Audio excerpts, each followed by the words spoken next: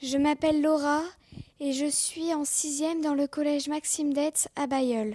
Comment les journalistes des chaînes directes obtiennent-ils leurs informations?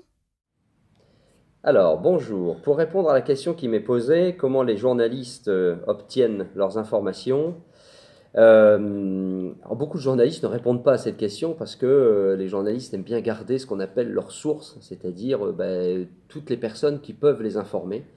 Mais ça peut être un pompier, ça peut être un gendarme, ça peut être un policier qu'on connaît parce qu'on l'a rencontré dans notre carrière et on va garder contact avec cette personne qui va nous donner une information. Il y a aussi les services communication de toutes les entreprises, de toutes les institutions, comme le conseil régional, la mairie de Lille, etc. Ils ont tous des chargés de communication qui peuvent nous donner des informations, c'est-à-dire nous informer qu'il se passe ceci, qu'on va parler de cela, qu'il y a telle initiative dans la ville, etc. Par exemple, récemment, le chargé de communication de la mairie de Lille me précisait que à Lille, toutes les semaines, on sert des repas végétariens dans les cantines. Et il m'en parlait parce qu'on en parlait.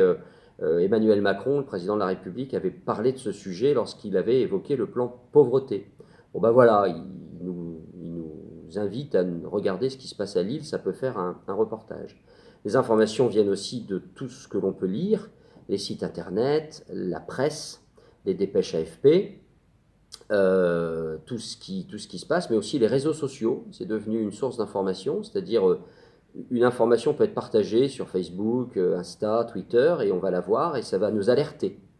Parce que il faut que vous imaginiez qu'on est d'abord alerté par une information, et à ce moment-là, on va la vérifier. On va regarder si cette information est vraie, on va regarder ce qui se cache un peu derrière ce qu'on nous a dit dans un premier temps, essayer d'appeler plusieurs personnes qui vont peut-être différentes, qui vont peut-être nous dire si effectivement cette information est vérifiée, et à partir de ce moment-là, on va pouvoir imaginer un reportage. C'est-à-dire qu'une information, lorsqu'on l'a de façon brute, c'est jamais qu'une alerte, en quelque sorte. On est alerté de quelque chose, puis quand on est alerté, alors là, nous, on se met à bosser, parce que sinon, on ne serait que des boîtes aux lettres à réceptionner des alertes. On se met à travailler, c'est-à-dire à vérifier l'info, à aller sur le terrain pour filmer. Moi, j'utilise une caméra, donc je filme, je pose des questions aux gens, etc., etc.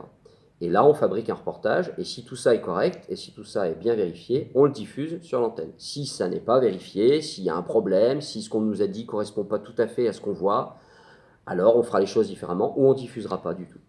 Voilà.